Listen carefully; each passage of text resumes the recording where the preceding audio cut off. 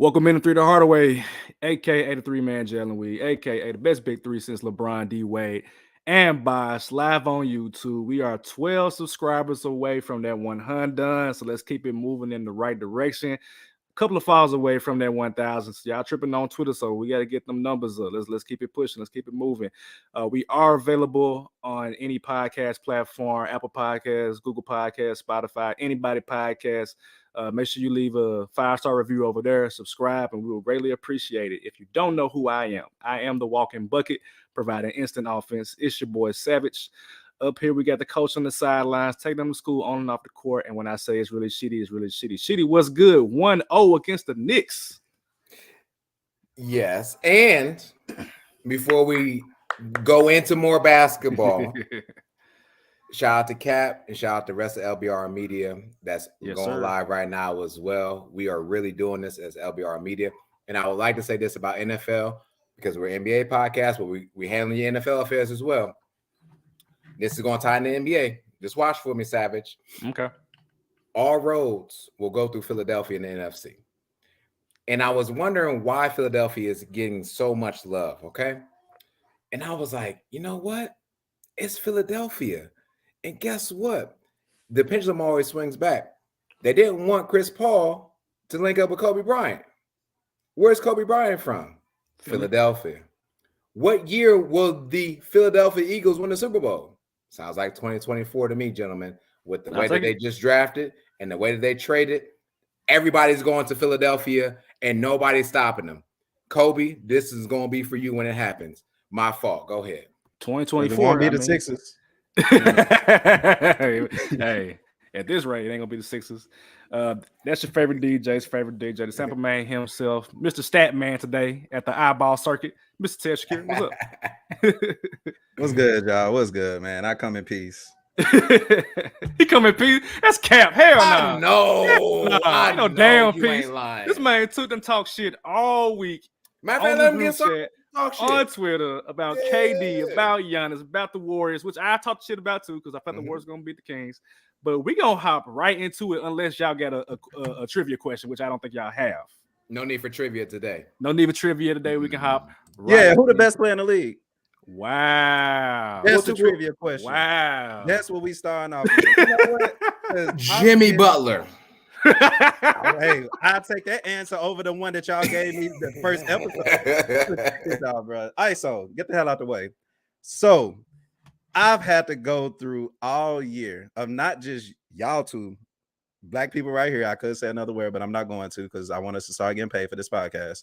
But y'all two people and everybody in the world, the debate that gets me hottest the most is when I ask a person, hey, who's the best player in the league? And they go, Giannis Antetokounmpo. Now, let me ask you this, which has been my case all year long. Shitty, I actually want to bring you up in this because you said you didn't want who was the seven seed? Help me out. We didn't want the 7th seed, the Hawks. Y'all didn't want the Hawks. Y'all wanted the Bucks. You mean we the 2nd seed? Boston. Yeah. Boston. Y'all wanted the Bucks. Why is that when the best player on the team is supposed to win and he's supposed to strike fear in somebody who has an 8 seed, right? Okay, that's neither here and there. Number 2.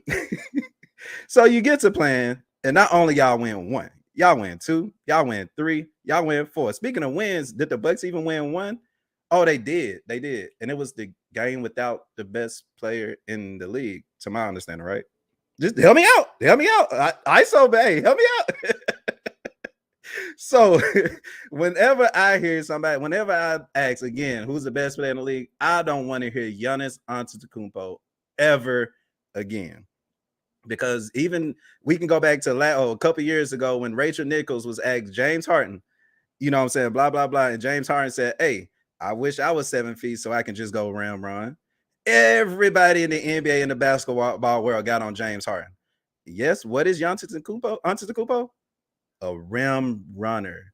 He has no bag. I ask people all the time, what can Giannis do offensively besides dunk? Lay it up. Cool, I can do that. Do you trust him shooting a mid-range? What, year 8, year 9 in his career? No. Do you trust him shooting a three? No. Do you trust him shooting a free throw? He don't even trust himself, Mr. I'm going to miss 13 free throws on the line. This is y'all best player in the league. If this is the best player in the NBA is in trouble. I'm not even going to talk about the quote that he gave from the All-Star game because I know y'all tired of that from me saying that on this podcast, so I'm not going to. But at the same time, this y'all king. This is y'all king, and he lost in the first round of the NBA playoffs. Not only that, he got saucy with the reporter who's doing his job and asked him, was his season a failure? Let me answer it for you, buddy. Yes, it was. You're Giannis Antetokounmpo. You are the quote-unquote best player in the league by millions of people, and you lost in the first round, and you get testy with a reporter saying, nah, this is not a failure. Oh, you asked me this last year. Yeah, because last year was a failure too. You won a championship 2 years ago. Any season after that, in my eyes, because you're the best player in the league from top to bottom. Arguably, this is the best roster the Bucks may have ever had, and y'all lost in the first round. You know what, Savage? I want to do you a favor, bro. I want us to bring a segment back that you feature on your podcast before us. It is called Vocab with Savage. And I'm going to look up the word failure. You Google the word failure, look up the definition. It means lack of success. Did the Bucks have a successful season this season? No. Failure. All y'all internet trolls, shut the hell up. Vocab with Took. I like that. Vocab with Took. I like it. The omission of expected or required action. Again, failure. The omission of expected or required action. We expected Giannis to be in the championship. We expected him to make at least the Eastern Conference Finals. But you lost in the first round. So again, if y'all ever put Giannis over Kevin Durant again, y'all will be looking for another co-host because I don't want to hear that shit ever again. Stop it. Please stop it. I know what he is defensively. He's a dog. You know what I'm saying? He should be contended for Defensive Player of the Year. So is Brook Lopez. So is Bobby Portis. So is Drew Holiday. But you lost in the first round. Stop it. Stop it. I'm going to end it right here, y'all. Whoever wants to buy, y'all can pick it up. I know that's 24 seconds off the clock. I'd take that turnover. But can y'all please stop calling Giannis the best player in the league? Please. Because I don't want to hear no excuses. When he played, he got a triple-double and he has solid numbers. But I'm not calling somebody who can't hit a free throw the best player in the league. I'm sorry. And you missed 13 in a game you're supposed to win. I rest my case. All of that is fair in terms of like, you know, you can't say that Giannis, you know, was hurt. He played in the game. He did miss he missed the game that he got hurt in. And then the next game, and I don't know if he missed more games after that, but I know he missed at least 2 games in terms of like just time played. He missed 2 games. And then in game 4, to miss 13 free throws is just inexcusable on any level. I mean, that's going back to his demons. What was it? The first playoff run where the crowd was counting down the free throws. Like, it's just, yeah. All that being said, I understand where Giannis was coming from in terms of like, it wasn't a failure. That's personally. As a team, yes, it's a failure because organizationally, once you win that championship as that collective unit with Giannis, Middleton, Drew, all them, anything short of a championship is a failure. Yeah, I will agree with that. But I think Giannis his nerve was already struck in terms of like just being mad that they lost. And so he wanted to reframe it in a way that was like, no, I am not a failure. This season was a failure, but me personally, I'm not a failure. That's how I perceive it. Now, getting to the actual best player in the league conversation. We'll have to revisit that conversation later in the offseason. Giannis better not be in the conversation. We have to revisit that. I told you my stipulation, Savage. I'm dead ass. I don't want to hear y'all ever again until after next season when he prove himself. I had to go all summer of listening to. First of all, when Kevin Durant big ass foot was on the line and Giannis beat him, I had to live through that, and I had to live through Kevin Durant getting swept in the first round. I don't want to hear that shit. Get on this man, because get on him. Treat him like he Kevin Durant. Treat him like he's LeBron James because Giannis is that great. Get on him. I'm not trying to hear that shit, Savage. I'm not.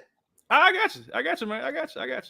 So right now we can't say who the best player is. It's not Giannis right now. I will say Thank that. you. Okay, cool. It's not Giannis right now, obviously, because like you just lost to the AC, and I don't care if they get Jimmy Butler. I don't care if they get Rasul Butler. You lost to the AC. Like that's Stop it. No. Rasul Butler? No. Timeout. Flag on that play. Yeah, Malcolm Butler.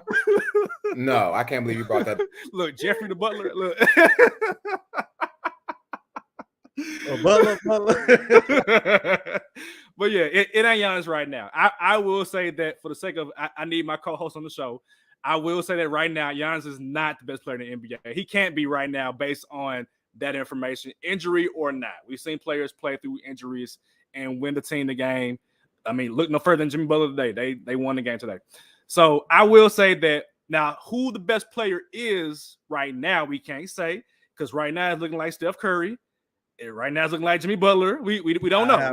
Y'all got me on that. Hey, we don't know yet, but I will say this: Kevin Durant is down 1-0 right now to the joke, and we'll get into that a little bit later. But that's where I will leave my Giannis Antetokounmpo discourse. I'll let Sheedy have the floor. Cool.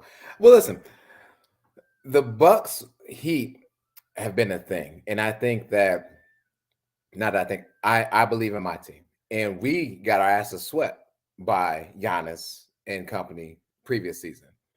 And it was supposed to be a rubber match. It was supposed to be intense. And at the end of the day, I don't think we give not Giannis and Jimmy enough credit. We don't give Eric Spoelstra enough credit because Eric Spoelstra is the one that designs how we play against the Bucks and how we played against the Knicks. And so to the point that you're making, we wanted the Bucks because we knew how to play against them better than we did than the Celtics because it would have been our third year against them. Now, I will also say that Giannis shouldn't have came back with his back. He did, but the way he fell, all that stuff, he shouldn't have came back. I agree. Does not have the best free throw percentage. Matter of fact, his game is irrelevant unless he is at the rim. Completely agree. I'm not discrediting that. And I'm also saying that Kevin Durant has also not been the greatest player in any series he has played this season yet. Whether it was last series, which I would have given Devin Booker, and as of right now, I'm giving it to Joker. Matter of fact, not Joker, Jamal Murray. I was like Murray. Excuse me. I was like Murray. No. Excuse me, Murray. But I also stand on. I've said this before. I believe Kevin Durant is ready for a resurgence in the playoffs now because of what happened to him last season. He could not have the ball stolen by him by Bruce Brown twice in 1 minute. He can also not be guarded by that white boy for the amount of time and not give him more than 28, 29 that he gave. On top of all of that, I still believe in Kevin Durant. And I still believe in Giannis. And we will revisit the conversation when it's all done because I believe there are some other players that, to Savage's point, need to start coming into this category of greatest player. I've never witnessed what I witnessed with Jimmy Butler in round one. And I have never witnessed what I just seen from Stephen Curry away at Sacramento with Game 7. too many hands in his face, getting fouled and not getting the fouls called, and still it's nothing but butter. So I think there needs to be a revisit conversation of who is. I can't wait till we talk about that. It's gonna be but at the current time, Giannis has failed his mission because I believe everyone's mission is to get to the finals and to win your championship. Yes, there's no way I'm suiting up for any NBA team and saying, oh yeah, anything short of a championship, oh, we're good. Hand clap, Grizzlies. We've made it this far. No, I'm not lacing up to lose. I lace up my shoes to win. And so as much as I understand what Giannis has said, I also agree with what you're saying too, is in that it's a failure of a season because if it's not a championship, it is a failure. I understand the growth mindset, yes. But the objective of any sport is to make sure at the end of your season, you have a banner raised and that you get a ring on your finger. That is the objective of all team sports. So I agree, and I can't wait for us to revisit the topic. But I think that those two players are not the only two players that we have in a conversation about when it comes to greatest of now. And my thing is, one more thing. If Giannis was to lose next round, hypothetically to the Knicks, I wouldn't say this season was a failure for the Bucks. They just lost to the better team. When you were naming the Heat players last week, Sheedy, it sounded like Bible verses. You lost to a team full of unknown players, undrafted players. That's why the season is a failure to me. And you only won one game. And the game the Bucks won, you were not playing. That's why this season to me was a failure. Like I said, you lose next round, you lost to the better team. Of course, I'd still be on them, but not this hard. But again, you name the Heat players again. This gonna sound like Bible. Hey, you know what's funny about Bible verses too? Before the show, me and Sheedy were looking at me and Sheedy were looking at players. Happy Sunday, like colleges. And Haywood Highsmith went to Wheeling Jesuit University. I was like, where is this college? Exactly. Not University of Texas, I can tell you that. It was Wheeling Jesuit. I was like, this man went to a D2 school and he out here getting tick in a game. There's not even a comma for the amount of students that are there. It's 900 students in undergrad. That's a cohort of freshmen at the University of Memphis. That's crazy. That's crazy. Thanks, guys. You helping my point. We are. Hey, look, I can't say nothing today. I'm like, hey.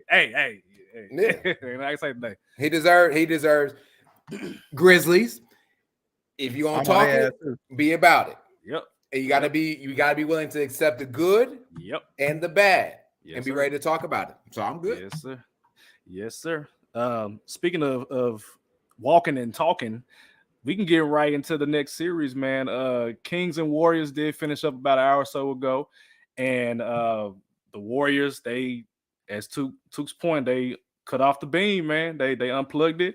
It's no longer getting power. As Took's about to, I'm assuming, pull the beam. He pulled the beam out. So yeah, we got the Kings, another young team that's going home early this season, along with the Memphis Grizzlies, who we'll talk about in a little while. But quick thoughts on Steph Curry's 50 points and the Kings overall. I'll start us off. I mean, I knew the Warriors were going to win in 7. I did ask Sheedy prior to the series starting, how many road games is Golden State going to win? They ended up winning 2, and all they needed was 1, to be honest. Even them losing game 6 at home, which was, shout out to the Kings for doing that. It's hard to win in Chase. It's hard to win at home or away against the Golden State Warriors. For them to do that was a big deal. But I tweeted it earlier, championship teams went on the road, and the Warriors did it twice this series on the back of Wardell Stephen Curry, the greatest shooter we've ever seen play the game of basketball, man. So I'm not surprised. Shout out to the Kings. We'll get into them a little bit as far as their offseason plans. But, I mean, you just can't stop Steph Curry. When he wants to get 50, he's going to get 50. When he wants to embarrass you, he's going to embarrass you. That's just who Wardell is as a player. I'm happy to see Warriors versus the Lakers. I'm curious to hear Took's prediction about that, since he likes both teams apparently. But I'll pass it on to you guys, man. Thoughts about Lakers and Kings, not Lakers and Kings, but Warriors and Kings before we get into the conference semi-predictions. I mean, I guess the losers can go first. I'll take that. I'll own that. I said Kings in 7. I'll allow it. And I did say, each team will win a road game, and they did. But the Kings just came short in game 7. Greatest players are playing right now. Again, Steph Curry needs to be mentioned at this time. And there is absolutely, when you watch that game, you watch how many hands were in his face, how many times he got fouled, and they didn't call the foul on a 3-point shot. The man probably could have had 60 to 7, to be honest with you. The man missed 2 free throws, by the way, like in succession. When's the last time you heard Steph Curry miss 2 free throws in succession, right? Man shoots over 90% for his career. I will say this. I will only speak good about the Warriors. There's nothing. I'm not going to talk about the Kings. We'll talk about the Kings later. Steve Kerr is a mastermind when it comes to coaching. And for us not to keep putting him on the pedestal is criminal. I understand Mark Jackson. I understand Mike Brown's influence. And he's doing all of this without them. This is Kerr. This is him. He is the best person after a timeout to call an offensive play when it comes time to the last minute of a game. He is the best with putting players in the right position. He put Draymond on the bench, a top 75 talent, put him on the bench, and he responded. Draymond well with, I think he had 20 points after that or during that performance. He is a hell of a coach, man. And we have to give him his flowers. And on top of giving him his flowers, give the roses to Steph Curry. The Warriors did not win because of Jordan Poole. They did not win because of Klay Thompson. They won because of Steph Curry. And let's not forget the man that is underpaid, undersized, but has the most heart on that team, and that's Kevon Looney. Kevon Looney, when you're asking to get rebounds, when you're asking someone to do the dirty work, you're asking someone to be more importantly, the Dennis Rodman of the team, Kevon Looney has stepped up time and time again. And again, ladies and gentlemen, we talked about this before. Rebounds means possessions. And when you get in possessions, the Warriors love the three. And if they don't love the three, they love to cut to the rim. And if they can't score on that layup, they're going to kick it out for what? The three. And Kevon Looney lives for the rebounds, man. And kudos to the Warriors. Kudos to Steph Curry and Steve Kerr. Excuse me, Stephen Curry and Steve Kerr. They didn't win because of Klay Thompson. Let me say this. Game 7, Curry, much, much greater than Game 6, Klay. I don't care what Klay can do. Steph Curry showed his ass in Sacramento for 50 of them things. And we'll talk about the next series after that. But kudos to the. Speaking of rebounds from Steph Curry, 8 from 50 and 8 and 6. What? 8 rebounds from your point guard. That's love. That's love, man. And shout out to Candy for that comment because, like, I'm trying to think, has Steph Curry actually participated in the Olympics? I'm actually trying to think. He did. Yeah, he did. Well, actually, I don't know. I know he did FIBA for sure. I don't know about Olympics. I don't know. Okay, I don't think we ever seen Steph Curry in the Olympics. No, we haven't seen Steph Curry in the Olympics because 2020 would have been the last time, and that was the COVID year. Okay. I feel like he played with. Never played in the Olympics. He went on 2016 squad. So not Olympics, but FIBA. I think he did. Yeah, Curry has never played in the Olympics. He was either not selected in 2012 or he wasn't healthy in 2016. Yeah. Mm-hmm. Talk about the best player for the Olympic Games. Like, and a shorter 3-point line. I forgot about that part. and Curry coach, he tried to break some kind of record. That's gonna be fun to watch. No, I just literally was thinking about that. But no, kudos to the Warriors for making me profit, man. They've literally been one of the worst away teams in the league. But at the same time, it's the same reason why, of course, I'm a bandwagon Warrior fan, so I'm going to go with them, of course. But the Kings and the Grizzlies are in the same boat, in my opinion. Young, inexperienced. They got the experience for sure, hungry for sure. But when it comes to that veteranship that's been there, that I'm gonna go ahead and get this dub for my team, you got 2 players, Steph Curry and LeBron James. That's gonna get you that dub. And sure in the whole, Game 7, Steph Curry, you just said it, 50 points, 7 threes. Unplug the beam. It's been fun, Sacramento. I hope y'all have fun, and you definitely gonna be successful next season. But I don't want to. What I want to start seeing, of course, is Sacramento start doing more outside the 3-point. Outside the 3-point. Y'all know how I feel about 3-point teams. They don't have much success in the playoffs or, in the championships for sure. But especially in this playoffs, like, you're trying to beat the Warriors at their own game. That's not going to happen at all. And then what's the Aaron Fox? He only has 16, 5 for 19. He only hit 5 shots a home game. That's a shot a quarter. That was key for the Kings to lose. The Warriors beat them by 20, so they got it going outside of Fox and Horter. None of their starters hit threes. T. Davis. I don't even know who T. Davis is. Terrence Davis. Terrence Davis. My bad, Terrence Davis. He had 4 threes. Outside of that, nobody really had a good shooting team. And he hit those early. My fault. Hit them in the first half, yeah. And hit them early. That's one of the things that you got to do to that kind of team if you're going to beat them. And Lord beholds, like you said, Coach Kerr coached up a masterful plan. Steph Curry was not going to go home in round 1 because that's what great players do. They get their teams to win, Giannis. But all in all, shout out to the Warriors again for making me profit. Unplug the beam. Kings, it's been a fun season. I hope everybody in Sacramento had a good time cheering for y'all as much as we did because we love the underdog. And hope y'all get better over the offseason. In real talk, they were a lot of fun to watch, and I hope they keep it up. Speaking of, we can get right into the Kings, man. What do y'all think they got to do? What do the Kings have to do this offseason for them to get better? For me, I think they got to get an interior presence in general. They have no. I mean, Sabonis is a big man. One could argue he's the third best big man in the league. He's not physical at all. I mean, he gets rebounds. He's able to score and facilitate and do all those things to be the focal point of an offense. But you don't have to have like a 7-footer down there per se. But Kevin Looney would be nice next to Sabonis and Fox and Monk. Next year is going to be hard for them because every team is going to get up for the Sacramento Kings, and therefore they are going to have to figure out how to sustain success, which has been hard for them to do for the past 20-some years. So can they do it? I mean, the Lakers, they got better. The Warriors are still there. The Suns are still there. They got Kevin Durant for a full season now. The Clippers, I would assume, depending on what goes on with them, with Kawhi and Paul George, they're going to be better. The Kings might mess around and be back at the bottom of the Pacific Division. They could be, unless they get some type of interior presence, man. So what do y'all think about the Kings? What should they do?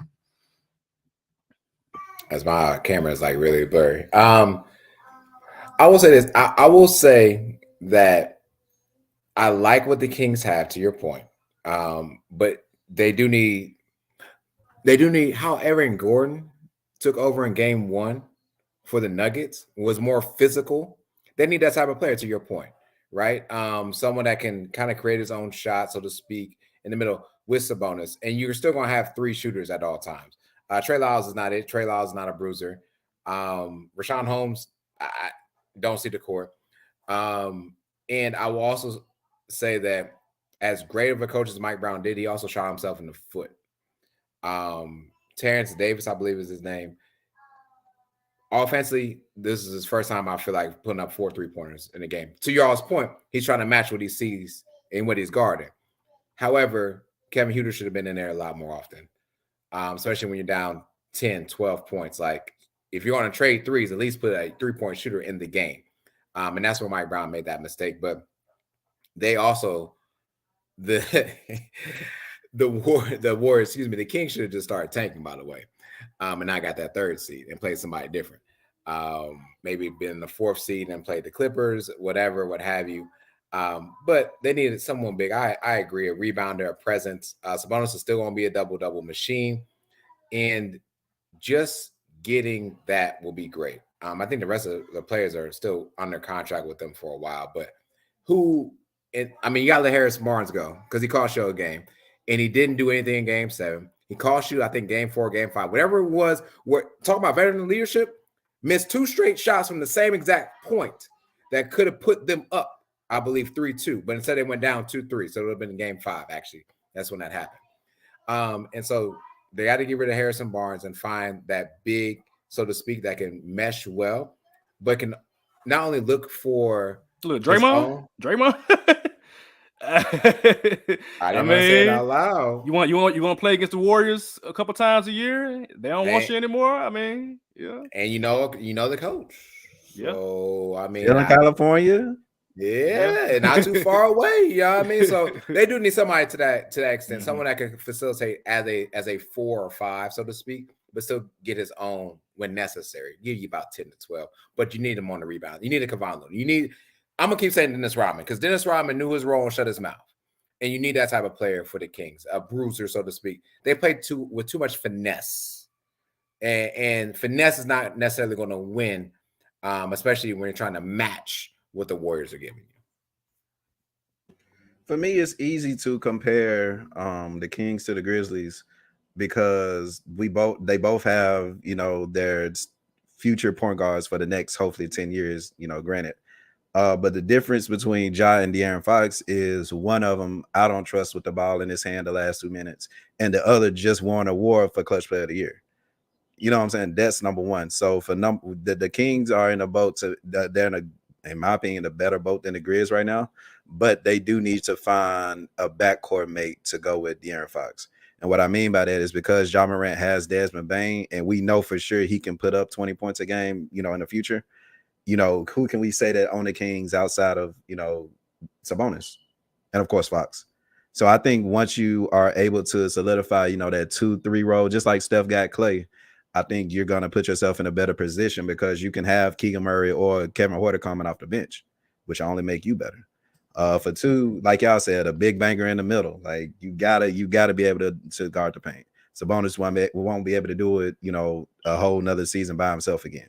So you solidify that. Draymond is still mad at Harrison for not inviting him to the wet, and so they can be teammates. Hey, yeah, what's up with that? Why Dre, why you didn't invite Harrison Barnes, man? No, Harrison Barnes didn't invite Draymond. Oh, Harrison Barnes didn't invite. Yeah, because Draymond wanted to get KD. So that's why. And can you blame him? Hey, how about Dylan Brooks to partner with De'Aaron Fox? Speaking of the Grizzlies. Get him. I mean, you need somebody. I was just about to say he can get a bucket off the dribble towards the rim, not shooting, but towards the rim. Yeah. And another thing, I guess one more is you need a playmaker. Like the best playmaker on your team out is Sabonis, which I have no problem with. But if you look at anybody else, who else can make plays for other people, especially coming off the bench? I'll bring up the Grizz again. We got Tyus Jones, who, Ja goes out, we don't miss a beat essentially. So even off y'all bench, and you want to put Kevin Huerter off the bench, that's a boom boom combo that'll still keep you in that, top 4, top 5 seed next season. So you able to do that, I think the Kings will be in good hands. Good looks. All right, so let's get into these matchups, man. First series, let's get into Philadelphia versus Boston. Who y'all got and how many games and why? This is the injury bug, man. And I think we talked about this pre-show, and I'm pretty sure you addressed it or will address it again, man. But how many times are we going to get to the playoffs and Joel Embiid gets hurt? Like, how many times is he going? And this is a knee, and they're not even sure when they say he'll be back for game 2. So now you're about to get this Houston Rockets, James Harden. And who's his coach? Yeah. So with that said, Joel Embiid needs to come back by game 2. But the problem is, what percentage Joel Embiid want to be? To be honest, how forceful is he going to be? Because if Joel Embiid infuses his force, I can see the 76ers actually winning the series, because I don't believe there's an interior defense that the Celtics have that was similar to last year. Rob is not the same as he was coming back from an injury. Al Horford's about 48. And I don't even know who the other bigs that they have that can. Grant Williams, who was he getting about 8 minutes a game nowadays. And so if Joel Embiid can come back and enforce himself, yes, I can see the 76ers winning, but I'm going off what I know. So give me Celtics. And I think I'll go 6. And Doc Rivers loses the series at home in game 6. So give me Celtics in 6.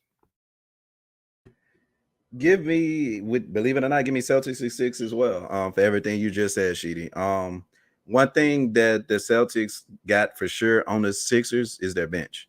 Celtics probably got one of the better, benches. I mean, they got, 6 man a year. So, I mean, that should let you know everything right there. But I think it's going to end up, like you said, Sheedy, like who's going to play on the Sixers? Like what kind of Embiid are we going to get back? And the Celtics, who are the defensive mastermind team, they're going to figure it out. Okay, what's good Embiid doing? What is he injured at? They're going to test him. They're going to be defensive. They got, Brown and Tatum, who are going to guard, Harden for sure. And I guess Maxey, Celtics, if I want to go 5, but I'm going to be a little bit more respectful to Embiid and James, because they've been doing the thing. I think from top to bottom, they have a championship roster. It's just a matter of, do I trust James Harden in the playoffs? Hell no. Do I trust Glenn Rivers in the playoffs? Y'all put me on him years ago. So I got to say no. And Embiid is unhealthy. So if a team show me who they are, they'll be your commandment. I damn sure better believe them. So give me Celtics in 6. And all 3 of them are showing you who they are. That's the crazy part. Jesus, I'm so sorry. Y'all forgetting who the GM is as well. Daryl Morey. So, yeah, I was close to saying Boston did 5, but I'm going to give respect to Embiid. I think whenever Embiid comes back, whether it's game 2 or game 3, they're going to find a way to win that game, because Boston has nothing for, I would say, 80% Joel Embiid, who's going to win MVP this year. I'm gonna say Boston in 6 as well too.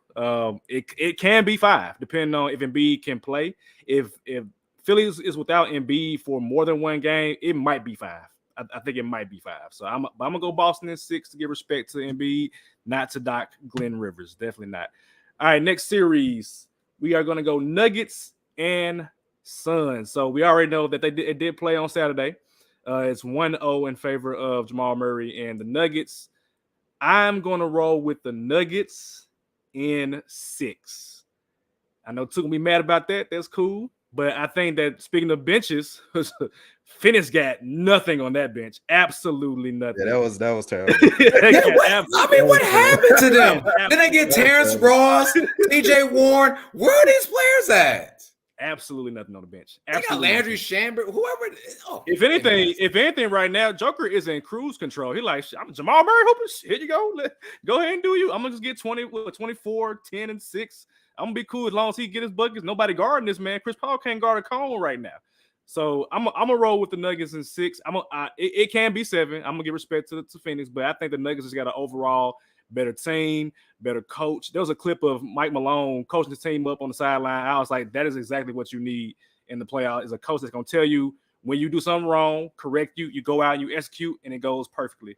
So I'm going to roll with the Nuggets in 6. And Took, sorry, man, no jersey for you from CD. Oh, come on, Took. I need to hear what you got. The greatest player, right? Come on, let's see it. Suns in 7.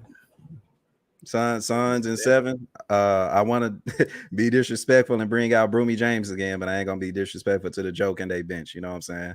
But one key thing is that the Suns only hit 7 threes. Is that gonna happen again? It shouldn't. You know what I'm saying? The Grizzlies. Grizzlies can't shoot for nothing. like the Grizz got shooters outside of Bane. And Dylan Brooks was shooting all the threes. That's what you talking about right now, Savage. Chill, bro. Chill. But no, just kudos. Like Nuggets definitely got it. I didn't expect that to be such a blowout. Right on the head as far as the bench coming in and doing what they're supposed to do, even though it was just one person really off the bench that provided anything, and that was Bruce Brown. Do I think Bruce Brown gonna score 14 points again? No. Do I expect Biyombo to come in, play 6 minutes, and don't do anything but get 2 fouls? No. Do I expect DeAndre Ayton to just sit there and watch people hoop? I hope, yeah. I kind of hope not, but it's like, yes. Yes. That man is a deer in headlights again. Every time, though. Everywhere. Jesus. And I know previous before, and when the Nuggets went against the Suns, Ayton would do a good job against Jokic. But then again, the last time they played in the playoffs, Jokic wasn't as skilled as he was. So it's kind of hard for me to go there. But Kevin Durant, I need you to make me profit, dog. It's your time. You see what's needed. If you're gonna play 36 minutes, what do you have? 40 minutes last game? I need you to do more than 27 and 29, guys. I need y'all. I need y'all right now, because the world. I call Joker a joke in front of his face. Not really, but I would. But I need y'all. I wouldn't. But I need y'all to make me profit, man. Chris Paul, I need you to do better, bro. 11-5. I need you to do better. You know what I'm saying? It could be one of them games where you get the Nuggets feeling themselves. You're like, all right, this is what we really got. That's what I'm praying for. But again, Jokic, 2-time MVP. I'm not going to disrespect him. Give me the Suns in 7. I think Kevin Durant and Booker will still be able to do their thing. Are they going to win an away game in Denver? This one right next coming up, or win? They have to win an away game. Well, I'm at the next one, like game 2. They have to, and I don't expect them to, which is gonna put pressure on Kevin Durant and Booker. But I like that kind of pressure on them. Okay. So I'm expecting Nuggets go ahead and get game 2 as well. But if they don't, they not winning in Phoenix. I'll tell you that much right now. Well, I don't expect Jamal Murray to have another performance as he did in game 1. Shit, I do. But I expect him to have something very similar, right? What I'm saying, when you look back at the shots that he made, that's what I mean.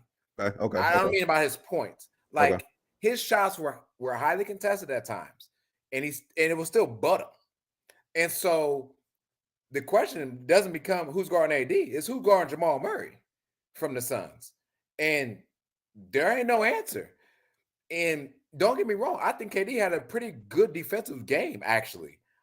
His length realistically adjusted a lot of shots that the Nuggets wanted to offer. And yet we have yet not seen the greatest of KD, and we haven't seen the greatest of Joker yet. And so to me, I got 7-game series. I think this will be a back and forth. And I'm going to roll with the Nuggets. And the reason why I say that is because, okay, when it comes back to Phoenix, yeah, KD's on go off, CP's on go off, Booker's on go off, but Jesus Christ, who else? DeAndre Ayton is not the $100 million guy that they are paying him. TJ Warren, the guy that they got. Terrence Ross, who they traded for. Did they even play in the last series? I don't think Warren played last game. I don't think he played. Like I just don't understand. Like they have a legitimate big 3.5, and a possible with DeAndre Ayton. That's a pass. That's that Jacket Clubs or This or man Queen said of Diamonds. possible. That Queen of Diamonds that might walk. You just gotta get the spades out real quick. But he's just not it. Like, I'm not afraid of him.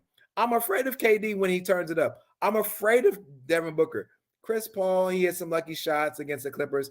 He's going to win a game, yes, for them. But I believe that the Nuggets win this series due to their depth, due to their 3-time MVP in Joker, and due to, more importantly, Jamal Murray and what he does.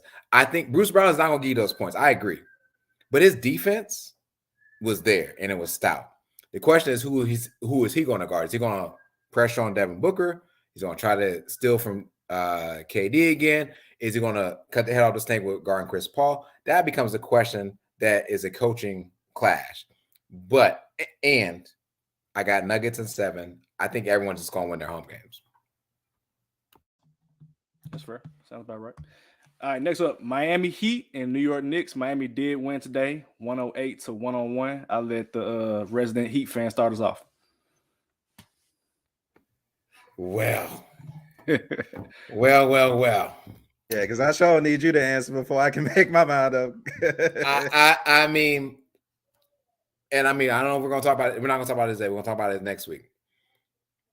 JB Bickerstaff is about one notch above Steve Nash at this point to me in coaching, because the Cavs had way too much talent to be excused like that in 5 games, let alone when you look back at it, how many times and how many minutes did the Cavs actually have the lead in that series? Let me digress. Eric Spoelstra needs to stop being disrespected the way he is coaching us up. If we're going to win this series, like I say we're going to win the series, Heat in 6, we had to win 1. We were not going to win game 2 because Julius Randle coming back is going to be the excitement and the aura that casts for New York. It's going to be orange and blue skies, whatever Stephen Naismith is saying, right? You call him Naismith, we'll call him Naismith, whatever he says. He calls himself Naismith. Oh, well, I'm calling him No Smith, okay? They can win game 2. Congratulations. I don't see them winning in Miami. And we've got the recipe to get Jalen Brunson. We've moved Caleb Martin from the starting role. He's coming off the bench. So now he's fresh guarding at that frame Jalen Brunson. Jalen Brunson is not getting to his spots like he was against the Cavs. Kevin Love is having a resurgence with his passing. Now, that's all I need. Passing, a few rebounds. That's all I need. Hit a few threes. If we continue to put the pressure, Tom Thibodeau, you got out coached, by the way, in game 1. And that's because of Eric Spoelstra. But Tom Thibodeau, I will say this to you, and I hope you're listening, because I can take your job if you want it.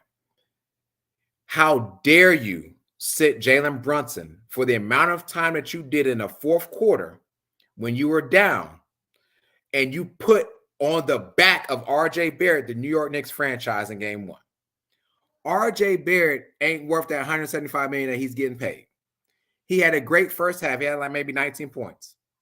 And then became turnover. He became the RJ Barrett that we know to be. Josh Hart, great first half. Whatever he did in the second half. Jimmy Butler went down with minutes to go. We were playing 4-on-5 basketball. Why are you, Tom Thibodeau, not attacking Jimmy Butler with his hurt ankle? Your fault, not ours. So, 6 for the Heat. Come on back, Julius Randle. Get your 40-plus points. Get your 10 rebounds. Have fun. Don't hurt nobody. We'll see you in Miami. 305. 6 games. We'll end it in the 305. Then we'll go travel to Boston. So unlike my co-host here, I actually listen to what they say. So if you going with the Heat and 6, who am I not to say Heat and 6? Because you told us about the Bucks and what happened. I ain't got to talk about the Bucks again. Old news. But at the same time, I'm gonna listen to what you got to say. And I like the fact that Eric Spoelstra really got them playing, A1 defense, but they really at a point where it's like, what we got to lose. We weren't supposed to be here anyway. And that kind of team, whether in any kind of basketball, is dangerous, especially when they playing together and they know their system. Like, I didn't watch the game, so I do need to know, Sheedy, like, is Butler good? Like, he hurt his ankle towards maybe last 3 or 4 minutes of the game. But there's a clip of him walking kind of gingerly a little bit to see D Wade at the end of the game. He was not himself for the rest of the game. We were kind of he continued to play though. He knocked down the free throws. Okay. Mm-hmm. Cool. So to me, we rest them game 2. Rest them game 2. I was just about to say rest them game 2, or just like go ahead and take this L real quick. Let New York turn up, and South Beach, like you said, here we come. They ain't gonna beat y'all in South Beach. So I like it. I'm willing to go Heat. I need to go ahead and put that bet in. But because it sounds like to me what you just said was that Tibbs got in his own way as well. I'm not sending Brunson at all. Until he said, "Hey, coach, let me get a break." Especially if Julius Randle not playing. I need my guy who, should have been an all-star, who's been playing a hell of a season, hell of a playoffs. I need him in the game. And you didn't have him in. Yeah, that's a red flag for me. I'm gonna roll with Heat in 7. I'm gonna say 7. I think New York's gonna get 1 in Miami. I don't know which one it's gonna be, game 3 or game 4. I think Thibodeau, he's proven that he's a good defensive coach. He's gonna make those adjustments, but I still think that Miami has this aura right now. Jimmy made me a believer last series. Like, I'm not going against him to further notice. So give me Miami in 7. The way that New York can beat Miami is 1, injuring Jimmy Butler, but 2, they are going to have to pop the ball around. The ball cannot stick. You can't do isolation dribbles against Jimmy Butler or even against top 10 Lowry, who had a great game today. He had 18 points today. He's looking like he's prepared to way better than last year. Like, he's had a better playoffs than last year. He was out of shape or whatever it was. I don't know what was going on with Kyle Lowry last year, but he looks way better, and you're getting contributions from other players, and that's just Heat culture. But for New York, you need RJ Barrett to he will have to play some defense and score as well. And I don't think he's built like that just yet. He's a young player. He's from the same draft as Ja and Zion, so he's still getting his feet wet in the playoffs. But I can't see New York beating Miami. It could be 6. I think it'll be 7. I think it's gonna be a long, drawn out series. Straight out of the 1990s, as Sheedy watched back in the day. But give me Heat in 7. It could be 6. Jimmy Butler moves on to the next round. Last series, Lakers and Warriors. I will start us off here. The Lakers, of course. I hate y'all. I hate both of y'all. Lakers, of course, beat the Grizzlies. We'll wrap the show up there with the Grizzlies. And they go on to the next round. AD was dominant in that series. Had the Kings moved on to play the Lakers, I would have said Lakers in 5, because I feel like they had nobody to guard AD. Because Sabonis, if he had trouble with Draymond, he'll have trouble with AD. The Warriors are a team that is uniquely built for whatever the circumstances are.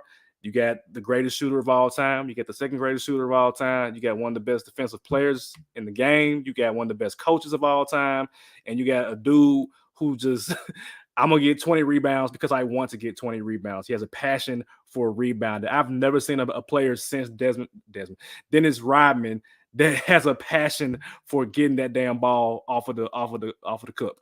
I'm going to roll with Warriors in 5. I think.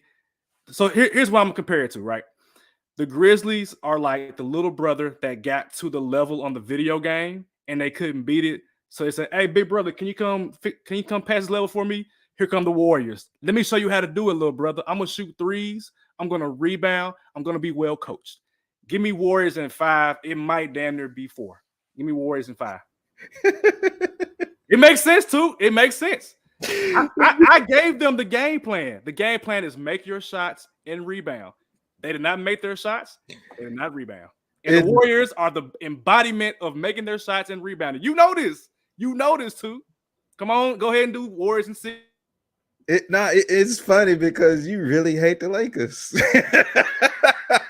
What? No, I don't. No, I don't. You really hate the Lakers. Sheedy, what do we have to do? I guess it's nothing when he say it. I gotta believe him. This is basketball. This is basketball, right? Just like the Lakers did not shoot well. LeBron was a negative for the series. Here's the thing. Play well. Savage. I literally drew a game plan. This for all y'all Grizz fans is listening to. I literally drew a game plan 3 months ago on how the Lakers were gonna beat the Grizzlies. You know, tell me to watch my words. I'm not, but that's literally what happened. You could have been on that road with me. You could have been on the train with me and Sheedy, two guys that are not Laker fans.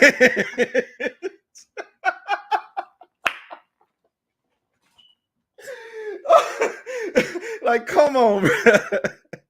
But now they go against the Warriors. You know, I can say my Warriors. I think I've earned that in 10 years of bandwagon support now. Has it been? Damn, it's been damn near 10 years. Wow. I think I've earned that. So, of course, I'm obligated to say, Warriors. I can say Warriors in 6 or 7, though. You said this 5, maybe 4, 3. Yes, literally. Yes. You want me to go get Broomy James for Bron? Yes. Like, yes.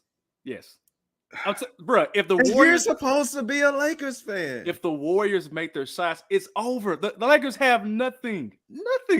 They cannot compete shooting the ball. Did you not just see Austin Reeves light up the Grizzlies?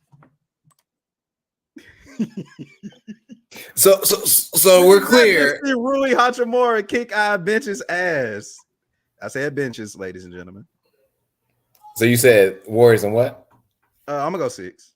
I'll go 6. It could be 7. If it's 7, I won't be surprised because I know the Lakers are gelling right now. This man I know the Lakers Austin do have Reeves. different players, that can step up. Austin Reeves comparing to who? Who? Steph Curry? Klay Thompson? DiVincenzo. He gonna have a nice matchup against them. He's gonna be white on white crime. We get to see. White, Lord have mercy. I like it. The war, y'all. To those, we got 5 listeners in here right now. All 5 of y'all. I'm telling y'all right now. The Grizzlies, they did not make their shots. They did not rebound. You call in Big Brother. Big Brother said, "Let me show you how to do it." It's about to be Lakers gonna lose in 5 games. 5 games. We deleting the hashtag WhoGuardAD, right? You can do whatever you want to with that hashtag. Just make sure you hashtag 5 games. Austin Reeves is him. He thinks, hell no. Austin Reeves is. Austin Reeves is it. He ain't no him. Get him. He's it. Yeah, you're right. He's it. He's that guy. Yeah, IT with a capital, capital IT. It's gonna be 5 games, y'all. Y'all gonna see. Look, unless Steph Curry is missing his shots, which that's not going. We just saw him put up 50 with 5 hands in his face. Ooh. 2. I told Sheedy pre-show. Okay. I'm gonna let Sheedy go. I said I'm not watching these games, but now you're gonna make me watch these games at 9:00 at night. I hate you so much. Austin Reeves averaging 16 in the game in the playoffs so far. It's more than Jordan Poole. More than Jordan Poole, right? Jeez, way more than Jordan Poole. Go ahead, Sheedy. Please go ahead.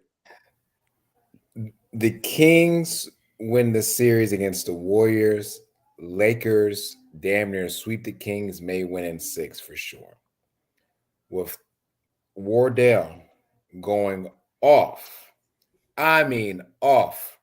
for game 7. And wait a minute, and who's the home team? The Warriors, actually, because of this series. Hey, they Warriors in 5. Warriors in 5. And I say that because Roy did have a great shooting game 1. Austin Reeves has went to the cup multiple times. Yep, I agree. LeBron James is going to shoot himself out of oblivion trying to match threes with this team. And he doesn't really have another three-point shooter with him to do so. D'Angelo Russell, okay. It's the first time he ever shot over 50% in the playoffs, actually, his previous game. They're going to get one great game out of all of them. But unfortunately, Staples Center or Crypto Arena, whatever you want to call it, they're going to see at least one game that they win and one game that they lose. And then they're going to come back to Golden State and be done. Warriors in 5, and I'm not sorry. Lakers train is stopped and halted, and LeBron James will not go past this round. It does not matter who's guarding AD. It doesn't matter who's guarding LeBron James, because you cannot trade 3s and 2s. And that's exactly what it's going to come down to. This might be the series that Jordan Poole starts earning a little bit of his money back, because he didn't earn it last series, but he might damn sure earn it this series coming up. I don't want to mention any other non-melatonin brothers on this podcast. So I'll just stick with Jordan Poole. He's got like half melatonin. He a little frisky for me. I can't do that. But I got Warriors in 5. Savage, hypothetically, Don't start this shit, man. if the Lakers were to beat the Warriors, could we get you to support your team? And I take away the hypothetically. Savage, if the Lakers beat the Warriors, can we get you to finally support your team that you haven't done in I don't know how long? No. I told y'all, check with me once LeBron gone. That's what I said. But if LeBron is gonna be the reason y'all get past the Warriors, why not support it? Two, you failed to realize that I was off the Lakers train when they had LeBron before they won in the bubble. Like I literally said I'm trading in my fandom to be a Grizzlies fan before they won a championship. And then when Kobe Bryant passed away, God rest his soul, I said, you know what? I got it one more time. One more go around for the Lakers. They won. Boop, bop, done. Back to the other side. That's what I said. I'm done. I'm sorry. I'm done. That's crazy. It is crazy. I agree. It's crazy, but it's what it is, man. Sorry. All right. Now I know. I'll never bring it up again. Now I know. I understand the passion that you're speaking with now. And we have to remember, he has said this before. Well, I'm gonna make sure I'm gonna hold him to this. He's not gonna come back. He's not gonna come back until LeBron James is no longer in a Lakers uniform. I said, check with me once LeBron's gone. Check with me. I will hold him to that. We can keep asking him if he's gonna be a Lakers fan. So 2 years, basically. 2 years. Check back with me in 30 years. Lakers can make the finals. He still ain't gonna come to us, bro. Nope. That's crazy. But the Warriors is winning the series. We all just said that. Absolutely. Yeah, they are. They are. In 5 games. Yeah. In 5 games. I would love to see Austin Reeves try to compete with Wardell Stephen Curry with 3 points. Who guarding him anyway? Who? D'Angelo Russell, who couldn't guard John Morant to save his life? That's a beautiful question. Shit. All right, let's wrap it up. And I mean, they threw no. Go ahead. The Kings threw so many different people that could guard Wardell, and it had Davion Mitchell, freaking Kevin Huerter, Fox, Monk. It didn't matter. and on top of that, there's still the problem of the transitional defense that the Lakers have not quite addressed. Yeah. And transitional offense, the Warriors, they don't go for 2. They go for 3. They're going to go for and going to stop them pop for that 3. So that's another reason, but carry on. All right, let's wrap it up here, y'all, with the Grizzlies offseason. Memphis Grizzlies, of course, are no longer in the playoffs. Very disappointing into their season. A lot has happened over the course of the season, to be honest, from John Morant injuries to John Morant in the club to the Bane big toe injury, Steven Adams, his questionable injuries, Zaires, poor performance, coaching confusion. It's so much happened. And even in the midst of that, they did have the second seed out in the Western Conference. They, of course, got bounced out by the Los Angeles Lakers in 6 games. I know y'all gonna have it on starting five later on this week, but of course we still a basketball podcast over here as well too. And so, what do y'all project, or I won't say project, but what do y'all think the Grizzlies need to do to get out of purgatory in terms of like getting the 2 seed and then losing and disappointing faster? Because I had weeks ago, I said anything short of a Western Conference Finals is like, no, that is a failure. Yes, as an organization, as a player, for what y'all did last year, you're supposed to progress, and they did not progress at all. I'm gonna just point to coaching number one. We can get to Dylan Brooks. That speaks for itself, in my opinion. I'm not gonna get into Dylan Brooks. I don't have to pile on him anymore. He gone. He should be gone. I'm gonna say this right now. Today at 7:11 p.m., April 30th. If Dylan Brooks is a Memphis Grizzly, y'all got it. I'm an NBA fan.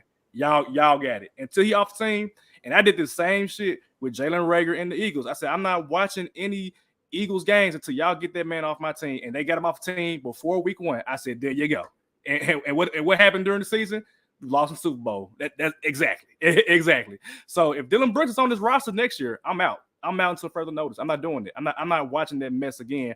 I don't care if he performed well in the regular season. When the season comes, when the postseason comes, he starts bricking. I ain't doing it. I'm not doing it. So getting into the coaching problem, Taylor Jenkins is not an in-game coach.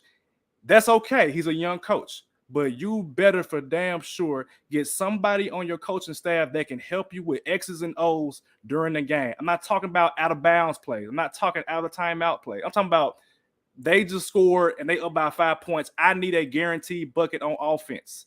What can I run to get an easy button bucket? Can I run a pick and roll for Jaren, a pick and pop for Jaren? Can I run some clear out action for Ja where I bring the defense in, pass it out to the corner to Bane or Kennard? There has to be something coming from the coaching staff in the game to get guaranteed buckets to stop the bleeding. That's one. 2, why are we continuing to let Dylan Brooks shoot threes as a coaching staff, right?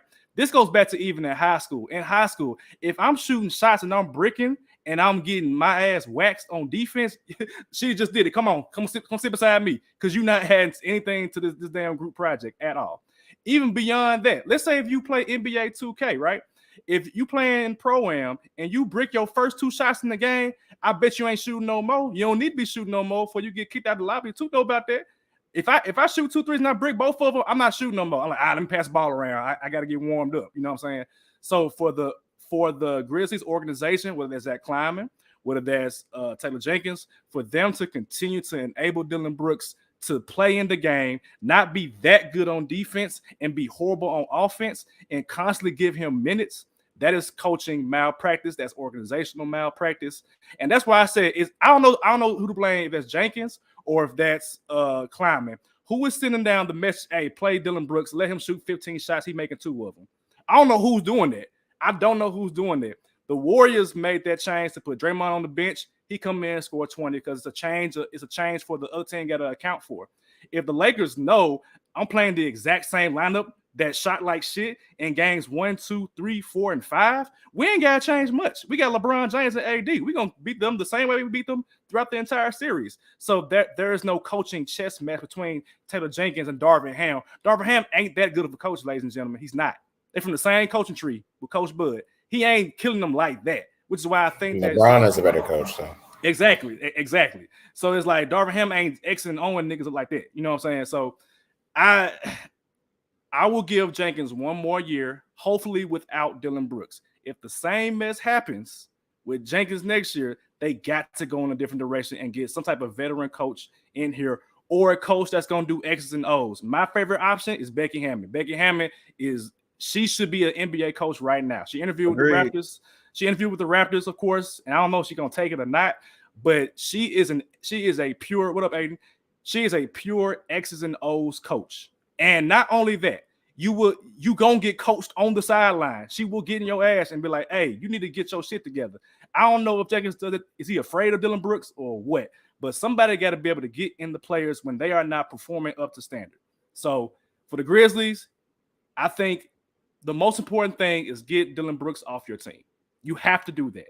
And then 2, we need some sort of coaching, I don't know, workshop with Taylor Jenkins, or you need a veteran on your staff that's going to help with X's and O's. Otherwise, you're going to have the same mess next year. That's all I gotta say. Savage, you asked, who was encouraging Dillon Brooks, and that question was answered months ago, and it was answered by the players. Ja Morant literally said, "Hey, we encourage it." So that kind of, it goes in definitely into. I won't put too much into climbing on that reasoning why Dillon Brooks shoot. It's coaching. You know what I'm saying? Was hoping for Zaire to make bang like, yeah. Now Zaire Williams, I was with him. I kind of rock with him. We can kind of blame it on coaching too. Like why the only game he played was the last game when we got our asses kicked. Like if we need some kind of defender at least, like why he's not in the game. But that's neither here and there. Like I said, to answer your question about Dillon, I'm not finna sit on here and pound Dillon again. I already prayed to the basketball gods for them to allow the Grizzlies to not have him on the team next season. He's an unrestricted free agent. So bye. I've been saying my buys to him. I said my buys to him 2 years ago. So the feeling that you have, Savage, is the feeling I've been having for 2 years. The only difference is I know how to continue to be a fan of my team, shots fired. But like I grew up a Grizz fan, you know what I'm saying? Like I grew up, like I remember going to the Pyramid games. I remember going to sleep watching the Grizzlies. You know what I'm saying? Like I love that team. So for us to have a player like Dillon Brooks, who I've been calling overrated offensively, defensively too, in my opinion, deuces. I'll say this real quick too about being a fan of the team. I'm still a fan, obviously, but I'm not gonna waste my time watching Dillon Brooks shoot 15. That's why I went to bed the other day. I'm not watching Game 6 because I'm not watching the same. I'm not. No, I need. You better than me. I think that's what it is. You better than me, man. You're better than me, and I aspire to be. Like I want to be able to stop watching the Grizzlies, but I'm gonna rock with them. But what I will say is that climbing, all eyes on you, because we need to know as a franchise what direction are we gonna go in. If Dillon Brooks is not on the team, then that means we have no defenders on our team outside of Jaren Jackson and Steve-O. Brandon Clark, damn near gonna miss the whole next season. So outside of them two, what defenders do we have? Are we gonna let them go? Are we gonna keep the same team? Who are we gonna bring in? What kind of veterans are we gonna bring in? If we're gonna bring any, if we don't bring anybody in the offseason, Grizz fans, like I told y'all, Game 6. So at this time, you might probably just want to trust in what I got to say about the Grizzlies. We probably be in the play-in if we don't add anybody on this team next season. I don't want us to be in the play-in next season because if Zach Kleiman don't bring in for the Grizz, then that lets me know, hey, we're going to continue to develop as a young team. Cool with me. But a young team bring in young players. So that means you're just going to go and, get somebody in the lottery. Cool. But if you're in win now mode, which I believe that the Grizz are, because we don't know the career span of Ja Morant because his decision making, we need to be in win now mode. We were, it could have been in the Western Conference Finals. In my opinion, we could have been in the Western Conference Finals beating the healthy Warriors last season. We need to build off of that momentum instead of going back.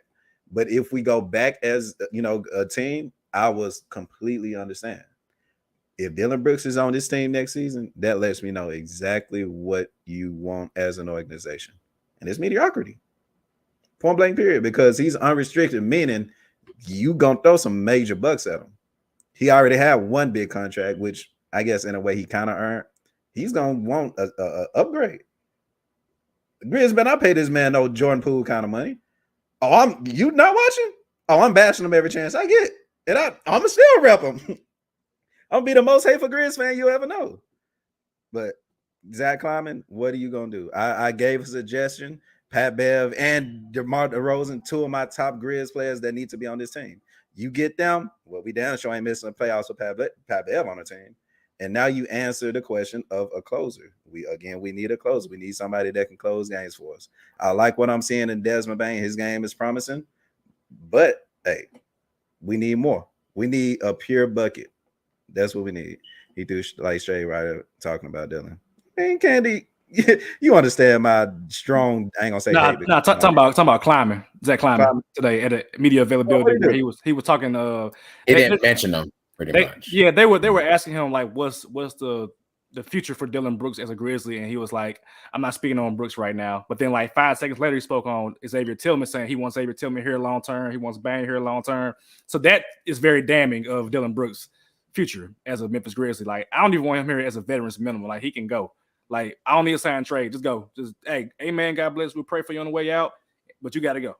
You got to go. Let me say this, and I'll try to be as quick as I can. Zach Kleiman has shown us who he is. He's not going to go get veteran players. He's going to continue to draft and move up in the draft and get younger players. Now, if he changes this next season, great. But he went to go get Zion Williams, but didn't give him a chance, right? He got Desmond Bane. He gets players throughout draft and signs those players that we can. Brandon Clark. Steven Adams, Jonas Valanciunas, that's a wash. You know what I mean? It is what it is. If the Grizzlies want to make that next step, hold on, let me back up a little bit. Let me be honest for everyone real quick. And I'm a border on a line, but we all agree about. If the Minnesota Timberwolves were coached by someone else last season, and the same thing would have happened to the Grizzlies this season, we would be calling for Taylor Jenkins' job at this point. There's no way that you're in multiple games and you're down 20-plus points to the Minnesota Timberwolves with what offense do they have. So what development is Taylor Jenkins giving you? None, realistically. It's Ja, it's Bane, and it's Triple J. Thank God Triple J got, Defensive Player of the Year. Desmond literally could have been like most improved like last season, but I know just the clause. He has to be there 3 years. So the problem to me is not Zach Kleiman. It's coaching. Because this series could have went a lot differently if Taylor Jenkins would have got off his ass and called a timeout with a minute and like 7 seconds left with being up by 1 point, I believe, or 2 points in crypto arena, whatever they call it, and put in who? Luke Kennard, and provided some spacing before they went into overtime. The problem is coaching to me, gentlemen. But if we're going to address this, if we're going to give Zach Kleiman a task, Zach Kleiman, here's your task. You need to get rid of Tyus Jones. You need to bunch him with Steven Adams. And you might need to throw in Brandon Clark. Because if you want a closer and you want something else on top of that, look at the free agency pool. Ain't nobody for real. So you're going to need to get someone with a sense of urgency, and it's only going to happen if you trade. But the problem that we're going to have with this is Zach Kleiman is not a person that's going to trade. All we got is Luke Kennard and we got Pat Bev, Danny Green. I mean, who really got? But we haven't really traded big contracts. Tyus Jones has a very tradable contract. Brandon Clark, very tradable contract. Steven Adams, who has proven with us as Grizzlies, he's not for the playoffs. So it's for the regular season. But again, are we lacing them up to win 50 games and he gets sent home in the first, second round? No. You lace them up to win the 50 and to get a good seed and to play you can in the playoffs. So 3 contracts worth millions of dollars. Tyus Jones is definitely an elite point guard, elite backup point guard that could be starting somewhere. Someone's got to be knocking for that contract. So those are 3 players. You need to put them on the trading block immediately and see what you can get. Yeah, man. They got a long offseason to figure stuff out. Something has to be done. Something definitely has to be done. For more Grizzlies talk, I know Starting Five is going to record at some point. I don't know if it's going to be today or later on this week. But make sure you guys support our LBR guys over there as they go a bit more in depth about the Grizzlies offseason pursuits. I guess y'all gonna keep going into the offseason as well in terms of like podcasts for the offseason, so draft stuff. Well, I guess it wouldn't matter for the draft because they don't need to draft nobody, to be honest. but yeah, man. So we're gonna wrap it up here. We'll be back again next week. We got a bunch of games, finals, the conference semifinals are this week. We already gave our predictions. Shitty pointing to his Miami Heat hat. So we will be back again. I don't know if we'll do the same time, depending on if Toot want to work the stats again. Hey, real quick, shout out to them, man. Hey, I was doing stats for the Nike. What's that? IYBL. I call it EYBL. I'm sorry, I can't spell right now. I've been up this morning. EYBL. But anybody talking about, my day back in the day, ballers where this ballers was at? Nah. I done seen some of the most talented 15, 16, 17. They different now, man. They jumping. I've ever seen. They crazy. For the most part, they're being coached right. Basketball is in his good hands from what I've seen over the weekend. Good shit, man. All right, people, we'll be back next week, same time, well, same place. I'm about same time. We'll see. But yeah, either way, follow us on social media at 3 The Hardaway Pod, at Instagram, Twitter, TikTok, YouTube. So we'll stay in touch over there. Stay safe, be blessed. Peace. All right,